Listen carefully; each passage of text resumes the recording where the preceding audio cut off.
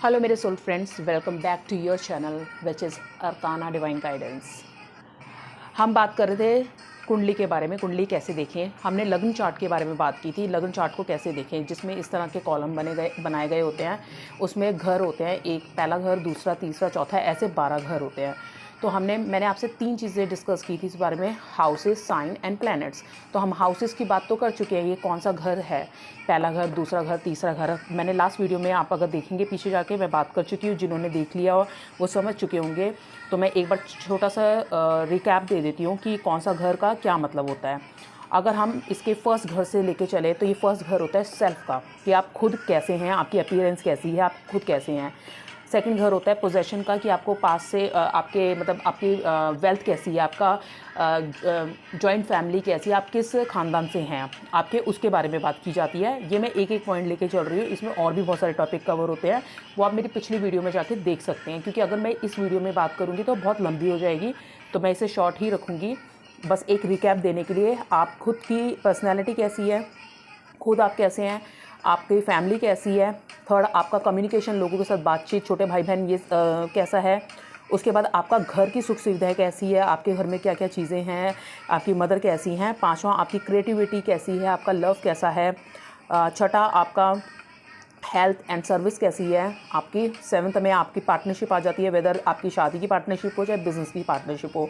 Eighth में आपका आ जाता है आपकी डेथ का आता है, और मिस्टीरियस चीज़ का आता है ये। नाइन्थ में आपका आता है आपका धर्म से रिलेटेड आ गया, रिलीजन से रिलेटेड आ गया, आपके पुण्य कर्म, कैसे आप कर्म कांड कर रहे हैं, आपका मेंटल स्टेटस कैसा है। टेंथ आपका करियर बताता है, प्रोफेशन बताता है। 11th आपका आपकी विशेस क्या फुलफ़िल हो रही है, नहीं हो रही, आपको धन कितना आपका इकट्ठा हो रहा है, आपके फ्रेंड्स कैसे हैं। एंड 12th जो है, 12th हाउस आपकी खुद को डिस्कवर करना होता है, मोक्ष की तरफ जाना होता है। मतलब आपने यहाँ से दुनिया में आके चीज़ें स्टार्ट की और यहाँ पे मोक्ष की तरफ जा रहे हैं। आपने लास्ट जर्नी आपकी यहाँ पे एंड होती है, जो माना जाता है। तो ये था छोटा सा रिकैप अबाउट हाउसेस, घर आपके बारे में क्या बताते हैं। मैंने सिर्फ एक एक पॉइंट बताया है, इसमें बहुत वास्ट आगे है और मैं काफ़ी पॉइंट कवर करने की कोशिश कर चुकी हूँ पिछली वीडियो में। अब हम नेक्स्ट जाएंगे प्लैनेट्स की तरफ। मैं साइंस जो है, राशि, साइंस मतलब राशि, जो मैं थर्ड वीडियो में कवर करूँगी। प्लैनेट्स इसलिए ले रही हूँ क्योंकि प्लैनेट्स थोड़ा, राशि आपकी 12 हो जाएंगी, प्लैनेट्स आपके 9 होते हैं, जिसमें से 2 प्लैनेट आपके शैडो प्लैनेट माने जाते हैं, राहु एंड केतु। बाकी जो मेन प्लैनेट 7 माने जाते हैं। अब हम उनके बारे में बात करेंगे, एग्जैक्टली प्लैनेट्स क्या होते हैं, उनके किस तरह वो काम करते हैं। पर उससे पहले मैं एक चीज़ और थोड़ा सा रिकैप देना चाहूँगी। जब आप ये बर्थ चार्ट है, ये टोटल किस चीज़ पे काम करता है, मतलब आपकी लाइफ में क्या क्या चीज़ें बताता है। अगर आप बर्थ चार्ट पढ़ना सीख जाते हैं तो आप टॉपिक को अच्छे से समझ पाते हैं कि आपका लव कैसा है, आपकी फैमिली कैसी है, आपकी हेल्थ, क्रिएटिविटी, आपका प्रोफेशन। आपको मतलब ये जो बर्थ चार्ट है ना, ये आपका मैजिक का नहीं करने वाला कि आपको कोई जादू करके दे देगा या किस्मत में चीज़ें लाके आपके हाथ में रख देगा। ये आपको गाइडेंस देगा कि अगर आपका 10th हाउस में कोई प्रोफेशन को लेके प्रॉब्लम है तो आपको कैसा प्रोफेशन चूज़ करना चाहिए और कैसे पैसे कमाने चाहिए। अगर आपका रिलेशनशिप छोटे भाई बहनों के साथ कैसा है तो आपको उस पर्टिकुलर घर को लेके क्या रेमेडीज़ करनी चाहिए, उसको कैसे अच्छा करना चाहिए। अगर आपको माँ का सुख नहीं मिल रहा है या उसके लिए क्या करना चाहिए, माँ की हेल्थ ठीक रहती है नहीं रहती है, घर की सुख सुविधाएँ मिलती है नहीं मिलती है, आपकी शादी का कॉलम अगर ख़राब है तो उसके लिए क्या करना चाहिए। और अगर आप मोक्ष की तरफ जानना चाहते हैं, भगवान को देखना चाहते हैं, स्पिरिचुअल फील्ड में जाना चाहते हैं, तो आप इसको कैसे एक्टिवेट करें। अगर कोई एक्टिवेट है और आपको उसको थोड़ा कम करना है या दूसरी तरफ जाना है तो आपको ये एक गाइडेंस देगा। ये आपके लिए एक मैप की तरह काम करता है। जैसे आप किसी जगह जाते हैं तो आप गूगल सर्च करते हैं, तो उसी तरह ये आपकी ज़िंदगी का एक लेआउट है कि पहले तो ये बताएगा आपका पास्ट लाइफ का क्लोजिंग बैलेंस कैसा था। नेक्स्ट ये आगे आप इसे चेंज कर सकते हैं बिल्कुल अपनी फ्री विल से, अच्छे कर्म करके, बुरे कर्म करके आप इसको बिल्कुल चेंज कर सकते हैं। और ये नेक्स्ट आपको कहाँ लेके जाएगा, आप इसके थ्रू बहुत कुछ समझ सकते हैं चीज़ों को। तो इसमें फर्स्ट आपका ये टॉपिक था। दूसरा जो है, ये आपका जैसे 5वां घर आपको रिप्रेजेंट करता है कि आपकी क्रिएटिविटी कैसी है आपके पास। और उसके बाद ये जो 6th हाउस है आपकी हेल्थ बताएगा, ये फैमिली और रिलेशनशिप बताएगा। 4th हाउस, और ये आपके रिलेशनशिप बताएगा। तो इसमें क्या होता है, काफ़ी चीज़ें आपको क्लियर होती जाती हैं लाइफ के बारे में। फिर अब ये तो आपके घर हैं, पर कुछ जॉडिक साइंस होते हैं। घर आपके फिक्स ही रहेंगे, लेकिन कभी कभी अगर आपका पहला, आपकी राशि है एरीज, वो पहली राशि होती है। तो अगर यहाँ पे वो नंबर मैं आपको अलग से लिख के बताऊँगी, जैसे वो यहाँ पे लिखा हुआ है 4th नंबर पे, तो आपकी वो राशि यहाँ पड़ती है। उसका जो लॉर्ड है उस राशि का, वो आपकी लाइफ में क्या अफेक्ट करेगा, कैसे आपकी लाइफ में चेंजेस आएंगे, उसकी एनर्जी कैसी है उस राशि की, तो वो सारी चीज़ें डिपेंड करती है। तो जब आप ये चीज़ रीड करते हैं, तो आपको जब आप ये कुंडली रीड करते हैं, तो आपको अपनी रियल लाइफ में आप कहाँ पे खड़े हैं इस टाइम पे, आप वो देख पाते हैं। और सिंबॉलिक मतलब समझने की कोशिश करते हैं कि आप इस दुनिया में क्या कर्म करने आए हैं। कई बार ऐसा होता है कि कुछ कुंडली में ऐसे नंबर फिट कर दिए जाते हैं जिसमें उसमें बताया जाता है कि आपको यहाँ जाना है, नहीं जाना है, यहाँ मूव करना है, नहीं करना, तो आपको उससे गाइडेंस मिलती है। तो ये जैसे जैसे आप कुंडली समझना शुरू करेंगे, तो आपको चीज़ें समझ आती जाएंगी कि वो कैसे इफ़ेक्ट डालती है। सपोज़ अगर आपकी राशि, मैं मिथुन लेके चलती हूँ, मिथुन राशि, जेमिनी राशि तीसरी राशि है। तीसरी राशि, सपोज़ एक रफ़ आइडिया मैं आपको सिर्फ समझाने के लिए बोल रही हूँ, ऐसा नहीं है। जैसे अगर आपकी तीसरी राशि यहाँ पे बैठ गई, जेमिनी, जेमिनी कैसी होती है, वो मरकरी की, दिमाग की राशि है, वो आपकी कम्युनिकेशन की राशि है। तो हो सकता है वो आपको ये बोलना चाह रही है कि आपको अपने घर में बहुत अच्छे से बात करनी चाहिए, एक तरीके से बात करनी चाहिए, अपनी मम्मी से अच्छे से बात करनी चाहिए, तो आपको उसमें बेनिफिट होगा। तो वो राशि आपको सिर्फ इंडिकेट कर रही है कि आपको किस तरह बात करनी चाहिए, किस तरह नहीं करनी चाहिए, किस डायरेक्शन में जाना चाहिए। तो जब आप ये कुंडली खुद से समझ जाएंगे, सीख जाएंगे, तो आपको खुद के आंसर मिलने लग जाएंगे कि आपको उसको कैसे यूज़ करना है चीज़ों को। तो जैसे 12 राशियाँ होती हैं, 12 राशि के अलग अलग लॉर्ड होते हैं। जैसे एक लियो राशि है, जो 5वें नंबर पर आती है, उनका लॉर्ड सूर्य है। तो सूर्य का क्या मतलब है, पहले तो मैं इसलिए आपसे प्लैनेट डिस्कस करना चाहती हूँ ताकि मैं प्लैनेट्स के आपको बता दूँ कि वो प्लैनेट किस चीज़ को रिलेट करता है, उसका क्या मतलब है, ताकि आप बाद में फिर राशियों को समझ सकें, और फिर इस घर में कौन सा प्लैनेट बैठा है या कौन सी राशि बैठी है। और अगर वो दोनों ही भी नहीं बैठे, अगर ये घर खाली है, ना तो इसमें कोई प्लैनेट बैठा है, ना कोई राशि बैठी है, तो आप इसे कैसे पता करेंगे, मतलब कि मतलब अगर ये घर आपको खाली लग रहा है कि यहाँ पे तो कुछ लिखा ही नहीं है, खाली है, तो ये घर आपको खाली लग रहा है। पर अगर ये पहला घर है सपोज, तो उसमें अगर कोई राशि, प्लैनेट नहीं लिखा हुआ, पर वो राशि तो आती है ना। जैसे पहली राशि, पहला नंबर यहाँ पे लिखा है, तो पहली राशि यहाँ पे कौन सी आ गई, एरीज आ गई। तो एरीज का जो लॉर्ड होता है वो मार्स होता है, तो मतलब ये मंगल से रिलेट हो रही है ये चीज़। तो वो कैसे बात करेगी, तो ये पूरी घूम जाएगी राशि। तो वो मैं आपको एग्जाम्पल के साथ ही समझा पाऊंगी, अभी ऐसे नहीं बता पाऊंगी। पर खाली घर के भी मतलब होते हैं। अगर कई बार कुछ प्लैनेट्स अलग अलग जगह पे बैठे हैं, 9 प्लैनेट 12 घरों में तो नहीं आके बैठ जाते, कहीं जगह पे एक ही में 2 प्लैनेट्स बैठे होते हैं। तो जो खाली घर होता है वो उसकी राशि के हिसाब से चलता है कि उसकी राशि कौन सी है और उस राशि का लॉर्ड कौन सा है, तो वो उसके हिसाब से आपको बेनिफिट देते हैं या आपको आपकी लाइफ में थोड़े हर्डल्स पैदा होते हैं।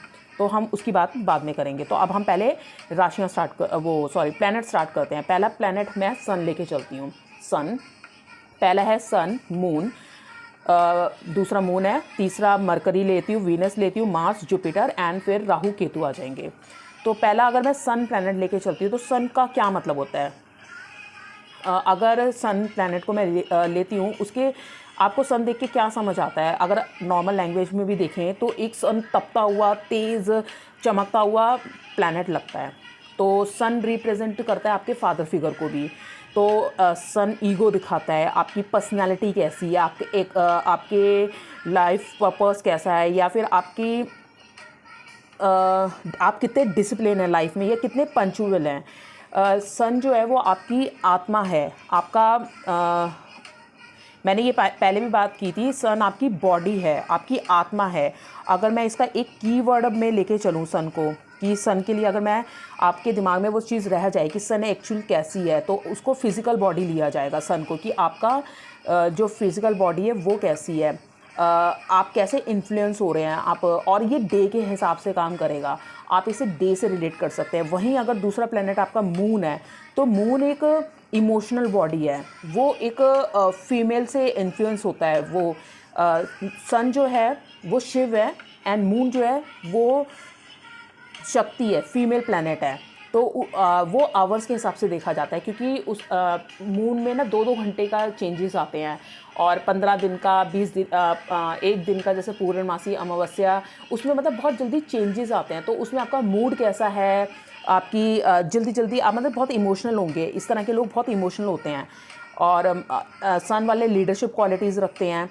तो इनकी अलग अलग चीज़ें आती हैं कि वो सन कैसी पर्सनालिटी रखेगा एंड मून कैसी पर्सनालिटी रखेगा। अगर किसी घर में मून है तो उसकी जो ईटिंग हैबिट होगा, पैटर्न कैसा होगा, उसको बहुत खाना अच्छा पसंद होगा, मसालेदार, मन मर्जी का मूडी होगा, इमोशंस बहुत हावी होंगी उस पर। और उसका जो नेचर होगा वो एक मदर का नेचर नहीं होता, दूसरों को हेल्प करने का, समझने का, दूसरों के ऊपर डिपेंडेंसी शो करने का, और वो फैमिली ओरिएंटेड पर्सन माना जाएगा। उसके अंदर ह्यूमंस वैल्यू बहुत होंगी, इमोशंस बहुत होंगे, तो वो इस तरह रिप्रेजेंट करेगा प्लैनेट आपको। अगर किसी घर में मून बैठा है, सपोज कि अगर एक एग्जांपल लेके चलते हैं, अगर मून पहले घर में ही बैठ गया, मून यहाँ पे बैठ गया, तो मून का क्या मतलब है कि आप, अगर ये पहला घर है, ये आपकी बॉडी को रिप्रेजेंट कर रहा है, आपकी आत्मा को रिप्रेजेंट कर रहा है कि आपका करैक्टरिस्टिक कैसा है। तो मैं देखूंगी अगर यहाँ मून बैठा है, तो अगर आपका मून बहुत अच्छा है तो आप बहुत अच्छे से लोगों से बात करेंगे। अगर थोड़े मूडी होंगे या फिर थोड़े, हो सकता है थोड़े डिप्रेसिंग भी हो जाए, क्योंकि आपका डिपेंड करेगा मून की आपकी पर्सनैलिटी कैसी जाएगी। मतलब आप थोड़े सॉफ्ट होंगे, देखने में सुंदर हो सकते हैं अगर आप मून से रूल हो रहे हैं, तो बहुत तरीके से चीज़ें बदली जाती हैं। अगर मरकरी को मैं लेके जाऊंगी, मरकरी होता है कम्युनिकेशन, आपका वाक शक्ति कैसी है, आपका थ्रोट चक्र कैसा, आप कैसे बोलते, कैसे आपको आइडियाज़ कैसे आते हैं, या आप कैसे ओपिनियंस रखते हैं लाइफ को लेके, आपका लर्निंग स्टाइल, आपका माइंडसेट कैसा है। और आपका मेन जो मरकरी होता है वो लेफ़्ट ब्रेन पार्ट को रिप्रेजेंट करता है कि आपका लेफ़्ट का ब्रेन पार्ट कैसा है। और आपका इसमें आपकी पर्सपेक्टिव बॉडी के बारे में दिखाया जाता है कि आपका कॉन्शियस कैसा है, रेपुटेशन कैसी है, और ये मूवमेंट्स को डिफ़ाइन करता है। जैसे सन दिखाता है दिन को, मून दिखाता है आपके कुछ घंटों के पलों डिफरेंसेस को।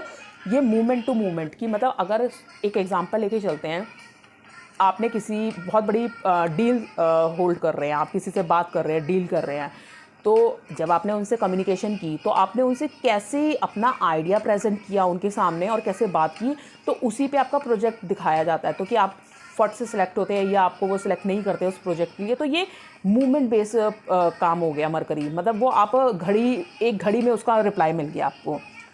तो मून इस तरह काम करता है, मरकरी इस तरह काम करता है। उसके बाद आपका अगर दूसरा प्लैनेट लेके जाया जाए, मैं इसके थोड़े से पॉइंट्स और भी बता देती हूँ। मरकरी आपका इंटेलेक्चुअल, ये तो मैंने बता दिया कि वो इंटेलिजेंसी कैसी है, आपकी नॉलेज कैसी है।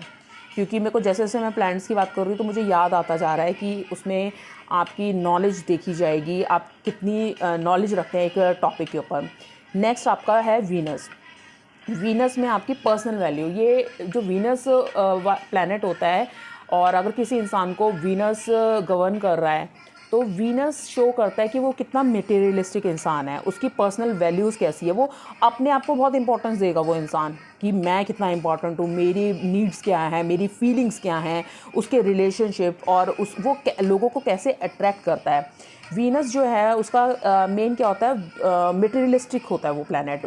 जो राक्षसों के देवता जो शुक्राचार्य हैं, ये उनको रिप्रेजेंट करता है। मतलब ज्ञानी बहुत है, समझ बहुत है, पर वो वीनस पे रहते हैं। उनको सोना, जो गोल्ड होता है, डायमंड होता है, बहुत पसंद है। उनको फ्रेगनेंस लगाना बहुत पसंद है, उन्हें टिप टॉप रहना बहुत पसंद है।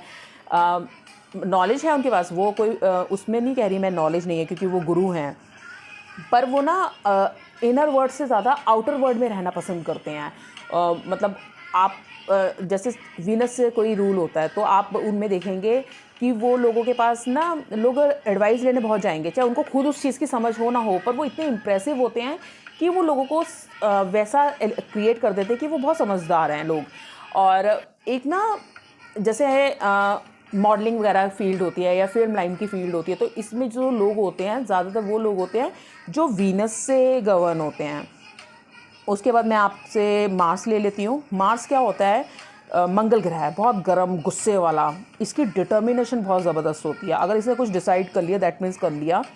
और इसमें बहुत ईगो होती है, सन जैसा ही होता है थोड़ा थोड़ा, क्योंकि इसमें बहुत गुस्सा है। इसकी विल पावर बहुत अच्छी होती है। अगर इसने एक विल पावर बना ली तो ये एग्जैक्टली उस पर जाएगा। एक्शन ओरिएंटेड होता है ये प्लैनेट। इसमें एनर्जी बहुत ज़्यादा है, और अगर एनर्जी ज़्यादा है तो इसका रूट चक्र, सेक्सुअल एनर्जी भी बहुत ज़्यादा होगी। एग्रेसिव होगा ये प्लैनेट बहुत ज़्यादा, मतलब इसको फट दे के कि मेरे को ये करना ही करना है, मतलब ब्लड से रिलेटेड है ये, मार धाड़ भी करना है। और इस प्लैनेट के लोग ज़्यादातर जैसे अगर इससे गवर्न होते हैं तो मिलिट्री, आर्मी, पुलिस में आपको देखे जाएंगे, जहाँ पे फिज़िकल बॉडी का बहुत ज़्यादा यूज़ होता है। और नेक्स्ट मैं लेती हूँ जुपिटर। अगर जुपिटर विजडम, आपका गुरु ग्रह, आप सच की तलाश में रहते हैं। अगर आप जुपिटर आपको रूल कर रहा है तो ये इंसानों को, अगर इन्होंने 10th भी किया, 12th भी किया, बेसिक पढ़ाई भी की, तो इनकी पकड़ बहुत अच्छी होगी पढ़ाई में। मैं नंबर्स की बात नहीं कर रही कि नंबर फुल आएंगे, पर अगर इन्होंने कोई टॉपिक पढ़ा है तो इनको एक डीप स्टडी होती है, एक नॉलेज होती है, अध्यात्म की बहुत अच्छी नॉलेज होती है, इनका बिलीव सिस्टम बहुत अच्छा होता है, इनका कॉन्शियसनेस काफ़ी एक्सपैंड होता है, इंट्यूशन अच्छा है, इनका राइट ब्रेन एक्टिव होता है इन लोगों का, कंपैशन होता है इन लोगों में। तो अगर मैं इसका भी कोई कीवर्ड आपको लेके चलूँ कि जुपिटर का कीवर्ड क्या है, तो ये सोशल कॉन्शियसनेस होता है। इसमें सक्सेस कैसी मिलेगी, आपका हेल्थ कैसा रहेगा। कहते हैं जब जुपिटर की महादशा भी चल रही होती है लोगों की, तब ऐसे लोगों ने अगर अच्छे, हमेशा रिजल्ट आपको कर्मों के हिसाब से मिलता है, ये याद रखिएगा। महादशा भी तब इफेक्टिव होगी अगर आपने कोई अच्छे कर्म किए होंगे। मैं पहले ही क्लियर कर दूँ, जुपिटर की महादशा अगर किसी बहुत अच्छे कर्म करके आया है पहले इंसान, या कर रहा है, अगर उसकी जुपिटर की महादशा आती है या उसने पहले एक अच्छे हार्डवर्क किया हुआ है, तो जुपिटर की महादशा में वो बैठ के खाएगा। जुपिटर की महादशा में ज़्यादातर लोगों की तोंद निकल जाती है, उनको इतना सुख वैभव मिलता है, उनको सारी चीज़ें मिल जाती है, तो ऐसा बोला जाता है। लेकिन तब वो, ये एक साइंस है, पर इस सब के पीछे आपके कर्म ज़रूर काम कर रहे हैं, ये चीज़ याद रखिएगा। बिना कर्मों के आप नहीं जा सकते। और वीनस आपकी फीलिंग वाली बॉडी होती है, इसमें आप फील कैसे करते हैं, ब्यूटीफाई कैसे करते हैं, प्यार कैसे करते हैं। वहीं आपका जो मरकरी है वो आपका कम्युनिकेशन, आपकी मूवमेंट, ये सब चीज़ें दिखाएगा। अब नेक्स्ट मैं आपसे सैटर्न डिस्कस करूंगी। सैटर्न एक हार्ड वर्किंग प्लैनेट है। सैटर्न जो है वो सन के बेटे माने गए हैं और बहुत स्लो, लेज़ी माने जाते हैं, लेकिन ये न्याय के लिए भी पहचाने जाते हैं। ऐसे लोग ज़्यादातर वकील, जज बनाए जाते हैं, क्योंकि इनकी ऑब्जर्वेशन या इनका न्याय देने का तरीका बहुत अच्छा होता है। शनि की महादशा में आपको बहुत हार्ड वर्क करना पड़ता है, क्योंकि शनि बोलता है कि आपको कोई चीज़ ऐसे नहीं मिलेगी बिना हार्ड वर्क के, आपको हार्ड वर्क करना पड़ेगा। और साथ में साथ कि आपको लेज़ी भी करता है। तो जब शनि की महादशा चलती है ना, और अगर आप लेज़ी हो रहे हो, तो एक चीज़ याद रखिए, सूरज को जल देना शुरू कीजिए। जब सूरज को जल देंगे तो आपकी लेज़ीनेस दूर होगी उस चीज़ से, और आप थोड़े एक्टिव होंगे, और आपको हार्ड वर्क नो डाउट करना ही पड़ेगा जब शनि की महादशा चलेगी। ये एक प्रॉब्लम सॉल्विंग प्लैनेट माना गया है, क्योंकि आप जब इतनी मेहनत करेंगे तो आप उस चीज़ को सॉल्व करने की भी कोशिश करते हैं ना, उस पैटर्न को से निकलने की कोशिश करते हैं। ये आपका सेपरेशन भी दिखाता है, कभी कभी चीज़ों से सेपरेट दिखाता है, रिस्ट्रिक्शन दिखाता है, आप कहीं चीज़ों में अपने आप को रिस्ट्रिक्ट भी कर लेते हैं, क्योंकि आप बहुत न्याय प्रधान में आ जाते हैं। और इसमें जितना अगर आप लोग छोटे लोगों से अच्छी बात करें, जैसे आपके घर में मेड है, हेल्पर है, या जो ऐसे लोग हैं जो आपसे पोजीशन कम होल्ड कर रहे हैं, आप उनसे अच्छा डीलिंग करते हैं, अच्छे व्यवहार करते हैं, तो सैटर्न बहुत खुश रहते हैं। वैसे ये ग्रह हमें सिर्फ एक इंडिकेशन देने के लिए आते हैं कि हमें ये चीज़ करनी है। अगर आप ऑलरेडी, वैसे ये चीज़ें हमें सबको करनी चाहिए, अगर आप कर रहे हैं तो बहुत अच्छी बात है, नहीं कर रहे तो ये ग्रह आपको बताने आते हैं कि आपको इस तरह डील करना है। नेक्स्ट अगर मैं राहु लेके चलूँ, पहले मैं सैटर्न का थोड़ा सा और क्लियर कर देती हूँ, मेरे को कुछ बातें और याद आ रही हैं। जैसे कि सैटर्न जो है आपका सिक्योरिटी दिखाता है लाइफ को लेके, आपकी अथॉरिटी दिखाता है। जैसे मैंने आपको जज के बारे में बोला, बहुत कंट्रोलिंग माना जाता है, रिस्पॉन्सिबिलिटी लेके रखता है। ये प्लैनेट में कभी कभी आप डिप्रेशन में भी चले जाते हैं।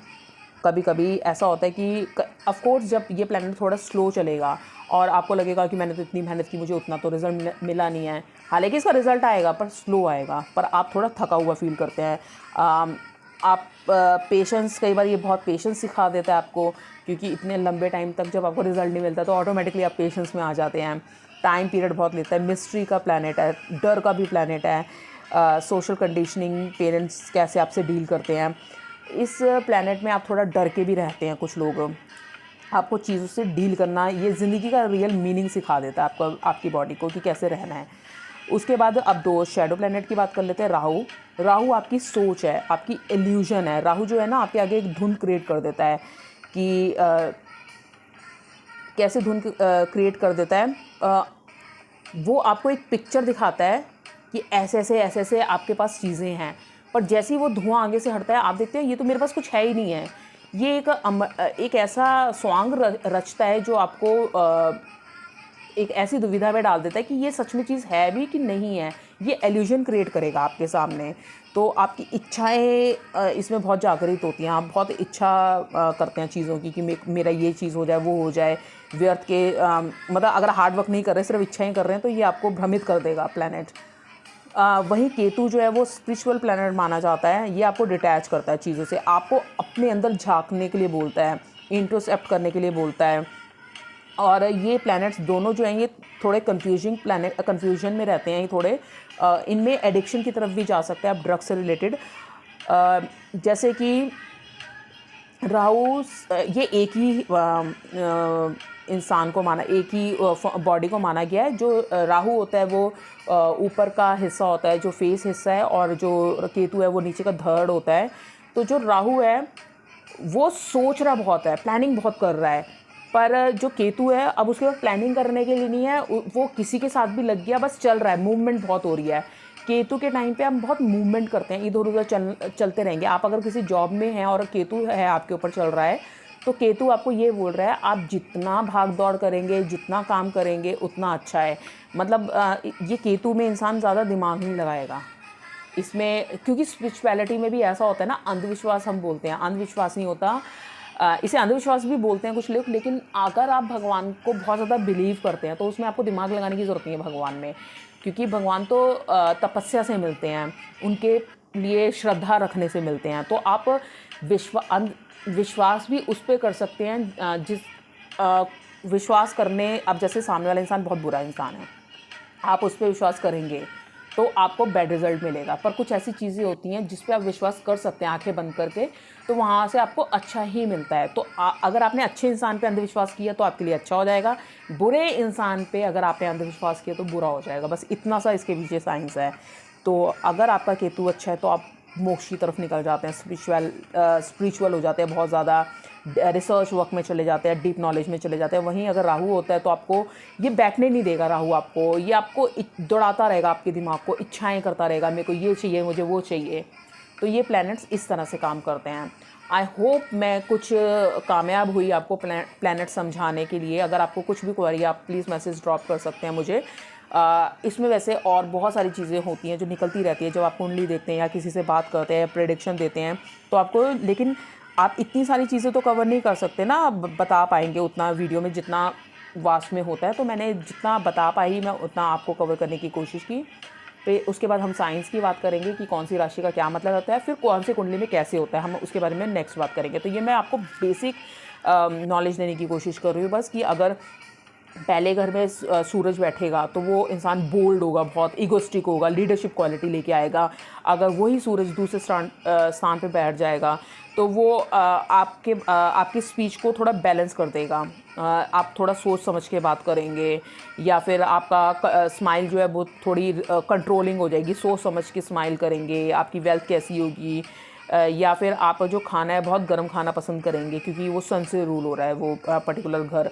तो बहुत सारी चीज़ें डिपेंड करती है कौन सा घर है, कौन सा साइन वहाँ पे है या प्लैनेट वहाँ पे है, तो उसके सिम्टम्स दिखना शुरू हो जाते हैं वैसे वैसे कि आप किस तरह के होंगे इंसान।